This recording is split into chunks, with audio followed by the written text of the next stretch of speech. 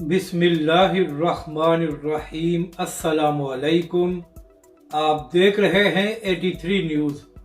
TLP के कारकुन और असद उमर अदालत में आमने सामने।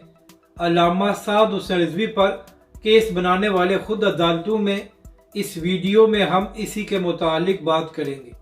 नाजरीन कराम, इमरान खान की हुकूमत में अल्लामा साद हुसैन रिजवी समेत तहरीक लब्बैक के कारकुनों पर बेशुमार झूठे मुकदमात बनाए गए थे और यही वजह है कि आज तक तहरीक लब्बैक के कायदीन और कारकुन उन केसेस को भुगत रहे हैं। तो नाज़रीन कराम, इसी हवाले से एक खबर सामने आई है कि आज तहरीक लब्बैक के कुछ कारकुन एटीसी अदालत में पेश हुए अपने केस के सिलसिले में। तो वहाँ पर असद उमर साहब भी गए थे क्योंकि पीडीएम की हुकूमत ने असद उमर साहब पर भी दहशतगर्दी का मुकदमा बनाया हुआ है।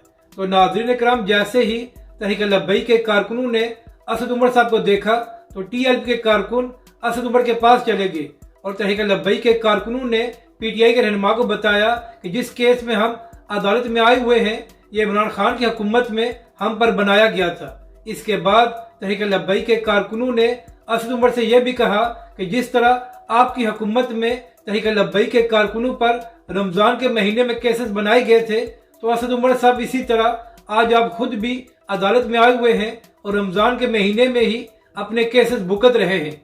यानी कि नाजरीन कराम, तहरीक लब्बैक के कारकुनों ने असद उमर साहब को आईना दिखाया कि जिस तरह आपने तहरीक लब्बैक के कायदीन पर मुकदमात बनाए थे, आज इसी तरह पीडीएम की हुकूमत इमरान खान और पीटीआई के लोगों पर मुकदमात बना रही है और अल्लामा साद हुसैन रिजवी को अदालतों में भेजने वाले आज खुद अदालतों में धक्के खाने पर मजबूर हो गए हैं। अपनी राय का जरूर इजहार करें कि आपको ये वीडियो कैसी लगी और हमारे इस चैनल को भी सब्सक्राइब करें।